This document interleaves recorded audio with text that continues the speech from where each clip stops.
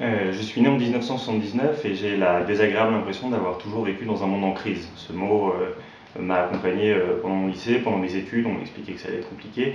Et encore aujourd'hui, on ne parle que de ça. En réalité, depuis, l'école m'a appris que ça avait commencé en 1973 avec le choc pétrolier et qu'il y en a eu un certain nombre de soubresauts suivants, plus ou moins violents. 1987 notamment était très violent. Et puis 2008, on est dans une crise dans laquelle on est très englué, qui est différente des précédentes parce qu'elle est globale, mondiale et se superpose sur cette crise financière un certain nombre d'autres crises écologiques, crise des finances publiques et crise du leadership.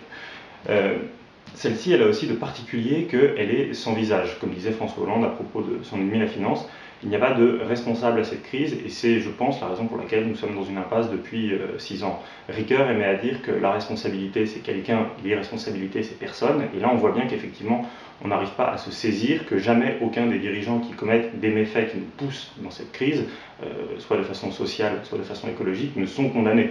Il y en a eu 2 illustrations récentes, c'est évidemment Fukushima et surtout l'affaire du Reza Plaza au Bangladesh, cet immeuble qui s'est effondré tuant plus de 3000 personnes, c'est l'incarnation du mal travail, du capitalisme destructeur, et évidemment personne n'a été mis en cause parce que la responsabilité est diluée.